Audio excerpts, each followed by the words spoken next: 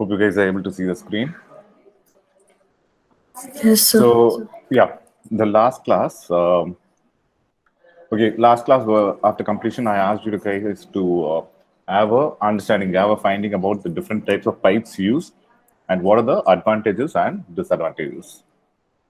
So, and we saw about the distribution of water system through towns on what are the various patterns adopted. So today, hopefully, we'll finish off the cycle one. Hope you guys have a book and a paper next to you. Guys, could you get a book and a paper? Sorry, a book and a pen? Yes, sir. Yes. Yeah. Because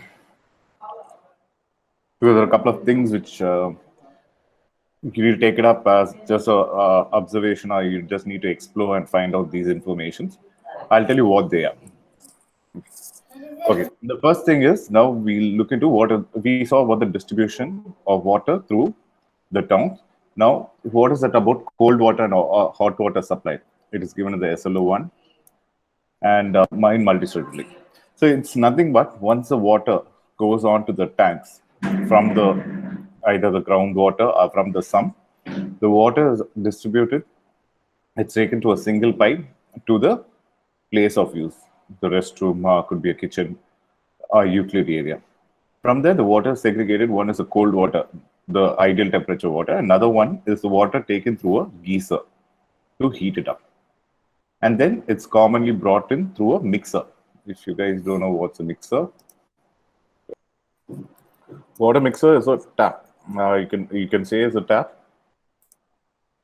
These kind of fixtures, what you see, these are called as water mixtures. The reason why they're called as mixture is the water from the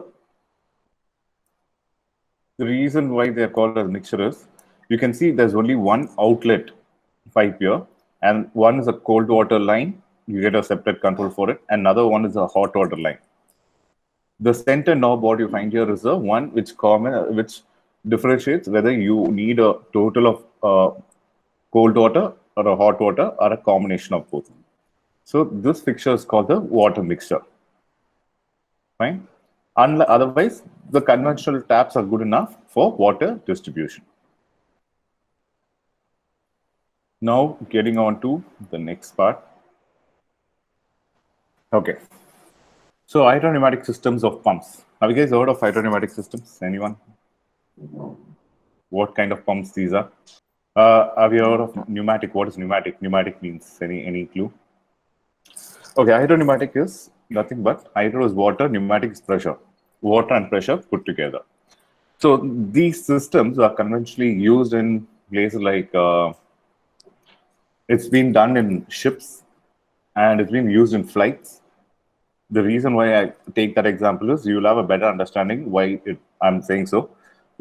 If you take a conventional building, we have a water storage system as in a tank at the top. And then we use gravity as in the water comes down and which we utilize from a pipe. But in a ship, what do you see? Do you see any overhead tanks there? In a flight, do we have a overhead tank? In these places where the pressure is also different and the storage is also not conventional, the water is stored in a level in which it's easily accessible. It could be a ground or it could be on any part. And then pressure is used to force the water to the pipes. This pressure is highly controlled so that it's not going to burst the joints or push out the taps. So here, pressure is a constant factor here in which the water is being pushed through a pipe. As soon as the taps are open, which means the pressure is let out, the water flows. And as soon as the taps are closed, the water stops here. Okay, now take into consideration of buildings. How is it related to buildings? Where are cases that these buildings are used? Okay, we do see a lot of skyscrapers coming up. We do all have these modern buildings coming up. And example, okay, you can take any of Zaha, this building, and you see a very contemporary form. But does this buildings have a overhead tanks here? Have you ever thought of what could be the building services, how the building services would be carried out in these parts? So these places, normally what happens is the water is stored in the ground level, as in the substructure level, wherein it works more like a sump. But then the using of hydropneumatic pumps, the pumps which works with the pressure, and the water is fed into the pipe through various levels. So note down this term hydropneumatic and explore on what this is. You have to understand is what is the system, where it is used. Nothing beyond that. You don't need to worry on it, and how it functions. System types of fixtures and fittings. This is again a part in which I want you guys to explore. So all of these would come in. Hope you guys have done your work of what are the different types of pipes which I asked you to. On top of, in addition to the pipes, just look into what are the fixture and fittings. Fixture and fittings are nothing but what are the various sanitary fittings which should be used. How your taps, the water mixture, shower heads, your drain meshes, and so on. So look into what are the various, and look into what are the various joints, the plumbing joints also being used. Okay, in this last part, layout of water distribution that we have finished it. Recent advancement, this is more like a discussion which will take it on to the later part. So now the important part which I want to take you is the rainwater harvesting. With this, once you complete rainwater harvesting, you will be done with the first cycle. Okay. The point to be taken. I hope all of you have been aware of rainwater harvesting, right? Is there anyone here who have not known about rainwater harvesting? I'm expecting a feedback here. Is rainwater harvesting just a system, or is it something else? Is it something a mandate? Sir, now it Yeah. is mandatory to get municipal water supply, sir. Not water supply, Aditya. Rainwater harvesting. I'm talking So, about rainwater. rainwater is not mandatory, but it is a way to conserve water, and so it would be uh, the rainwater which is pouring down can be collected and reused. Okay, fine. Sir, no, sir, but in some places, rainwater harvesting is mandatory. Sir, like in our area, they told us to install only then they gave us the municipal water supply, sir. Okay.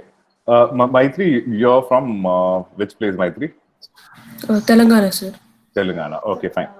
Okay, thing is, the rainwater harvesting is a system which has been done mainly to recharge the groundwater and utilize the water runoff from the rains, as like water runoff which goes onto the drain and then it goes onto the any outlet which could be a stream or it could be a end up in a ocean.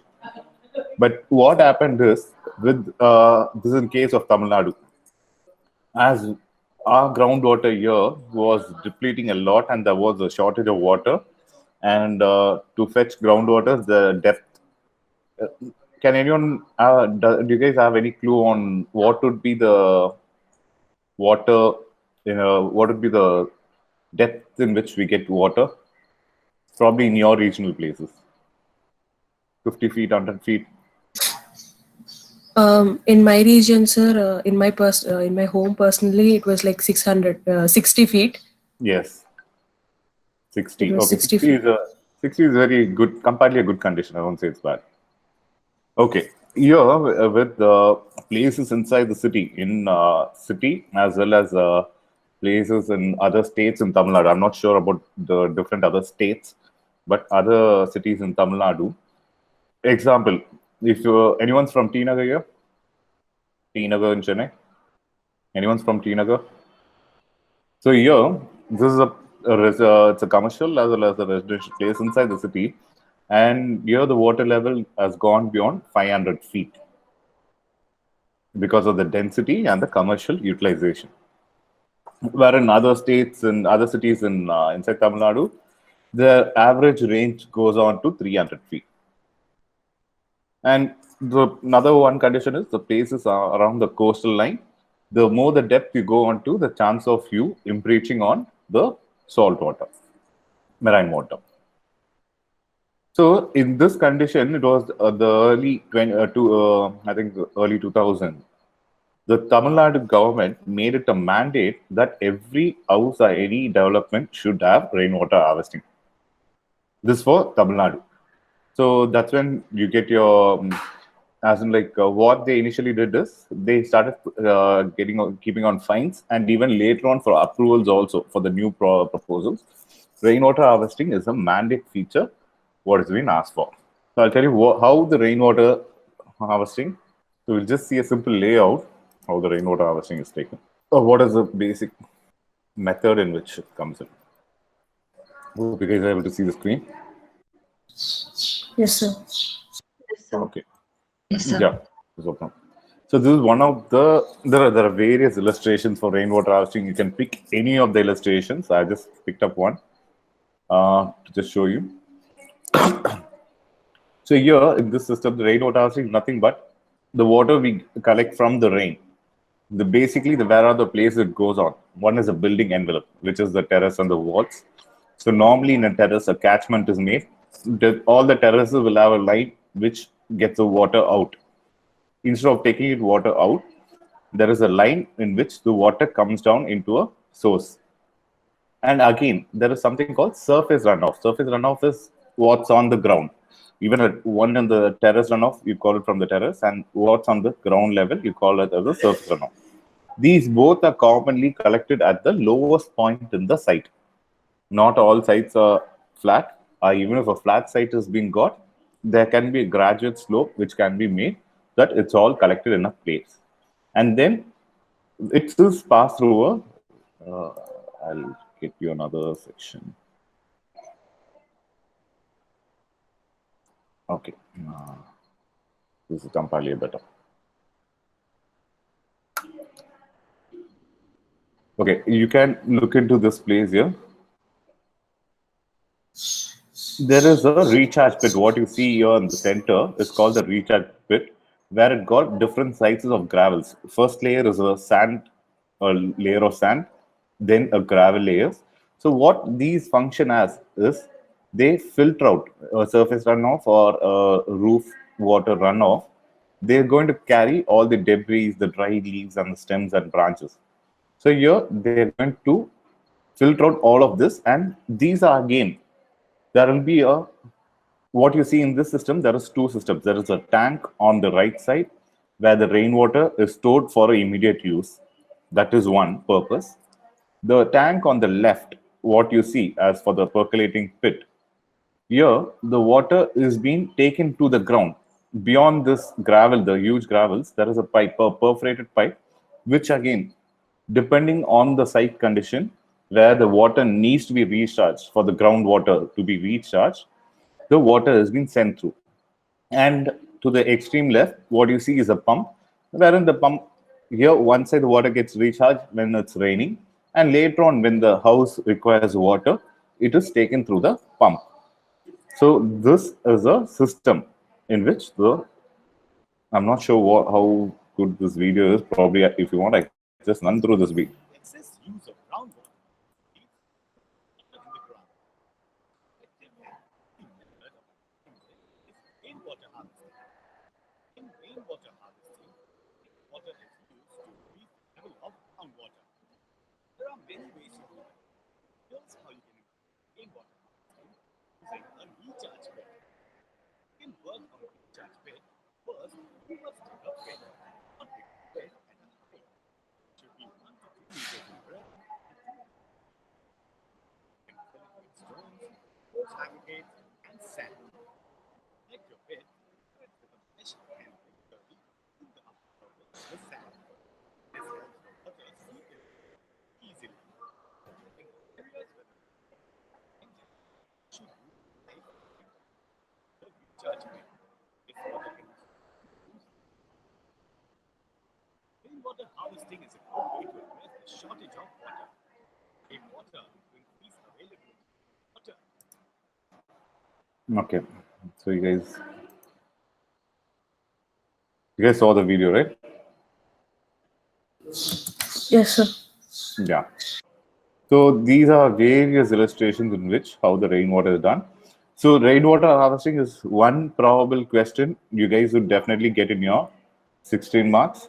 And all you need to know is how to do a section saying where the house is or a structure is, and then how a simple pit is being worked out, and what are the layers. It's nothing but the stones at the bottom, then the gravel, and then the fine sand at the top, something like this. So you can show an illustration of this and then give an example. And what are the advantages of rainwater harvesting is, first thing, it improves your groundwater table. We don't waste any of our water which we get from the rain as a runoff water. And next, we don't need to be depending on the, as in like we once we run short of water from our pumps, we don't need to be digging up deep and going into a much deeper places. Third, it prevents soil erosion in that region. And you can look into various articles, and there is one proposal, one screen also I want to share. This is about what Tamil Nadu government has given up.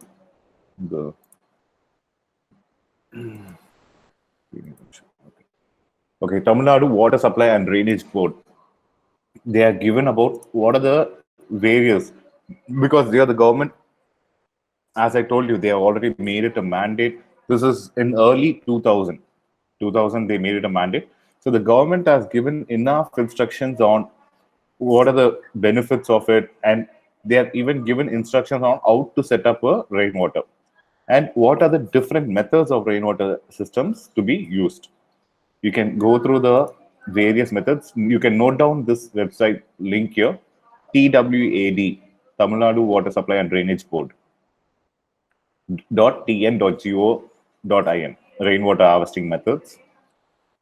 Here, if you can look into campus rainwater harvesting. Defunct borewell recharge. Have you, or what is a defunct borewell recharge? Have you heard of this term, defunct borewell? No, sir. I think a year back or something, you hope you guys would have heard the news of a child falling into a borewell, and there was a heavy rescue Yes, sir. heavy rescue mission was carried out, but eventually they couldn't bring out the child. So these are bore wells which are dug up in the agricultural fields for farming. But what happens is, beyond a point, they go on for, depending on the places, they go for various depths. But once they found that there's no water can be taken out of those depths, the borewell is left idle because there's no point. They can't take the pipes out from the borewell. So they just leave the borewell and they find another place to dig another borewell and use it. And unfortunately, in one of those cases only, this child who's been playing on the field fell onto the defunct borewell. It's actually, I think the diameter is at least 10 inches because it's being used for the agriculture field. And it fell into it and it got stuck around earlier in the 80 or 100 feet, and then it got into a much more deeper depth. So these borewells are normally in these conditions, the borewells are usually closed, but at times there is a very good use for these kind of defunct borewells, wherein they can be converted into a recharge pit. So here, this is a government's instruction on how a rooftop, this is a rooftop rainwater harvesting. What are the methods to use? They would have even given a schematic drawing also. Flush out valve is the first set of water, which is not usually sent into the, as soon as the rain starts, that water is sent out. And then, because that's washes out all the debris, and then it's taken to the recharge well. As I said about different types of layers of stones, gravels, and sand. And then a pipe is taken out, a perforated pipe, and depending on what layer the water needs to be taken, it's been distributed across. So note down this website link. You can go through them. These kind of informations are, but the simple thing is they'll ask about how rainwater harvesting is done. So a simple illustration is good enough. But this is just a knowledge for you guys to understand what are the various methods, how campus rainwater harvesting is taken up. Recharge well, percolation pit. So this is just about instructions. How stormwater harvesting and defunct borewell recharge can be taken up.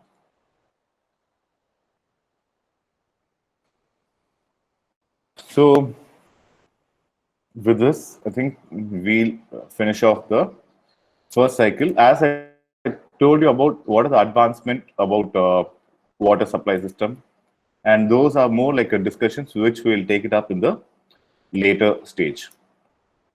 And if at all you guys are having this book, Water Supply and Sanitation by Rangwala, just note it down your page number 230, 230.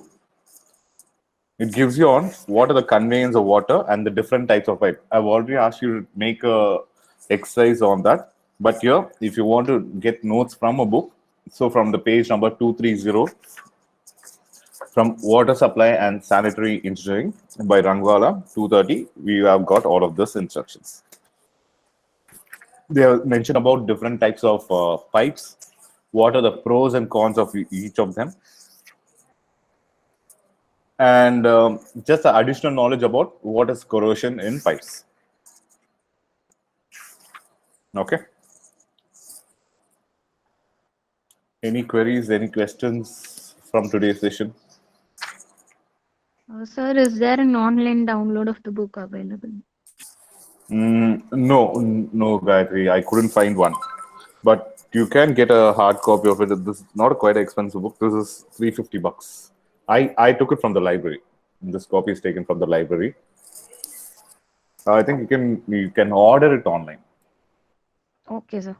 I'll just check whether it's available. Water supply and sanitary.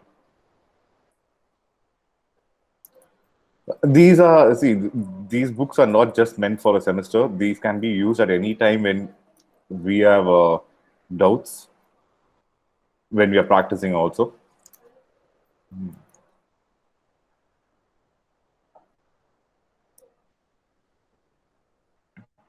So Amazon's got, it's a paperback book.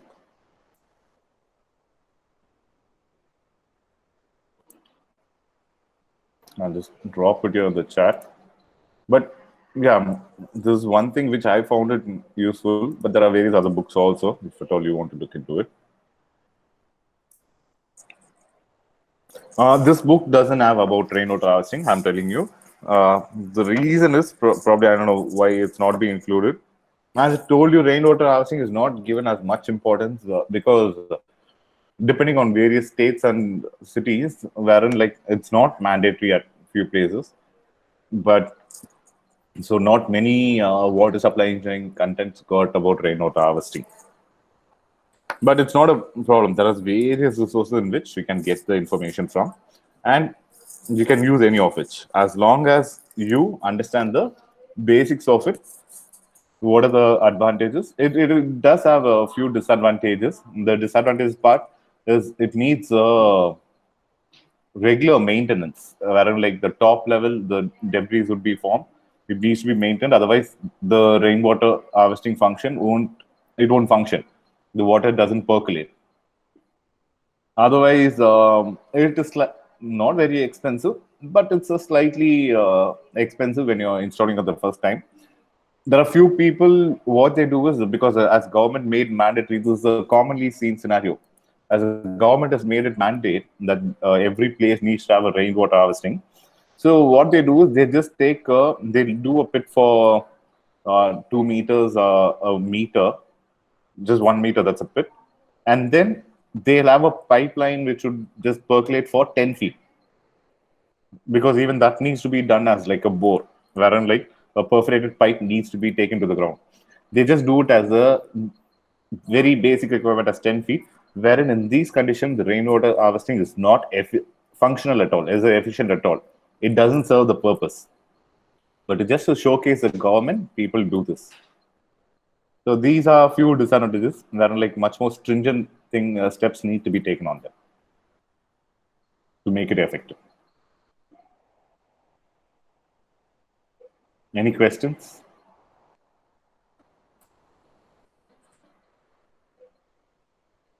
No, sir. No, okay. So with this, I think we've been done with the first unit. And the second cycle, not the first unit, we call it the cycle, the first cycle. The second cycle would be about drainage. And okay, fine. Drainage and water disposal. So that we would do it start off from the next class. Okay. Okay, guys. Thank you for your time. If at all you guys have any doubts, you can let me know. I can represent it also. You do mark your attendance in GCR. Can I close the session?